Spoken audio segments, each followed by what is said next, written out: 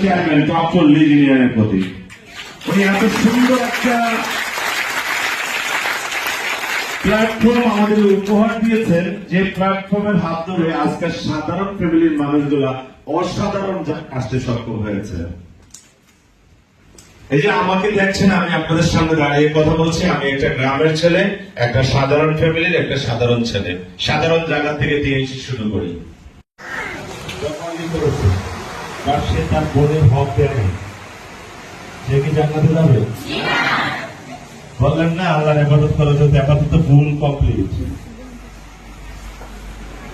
আপাতত পুরোই করলেন, তাহলে কেন যাবেন না?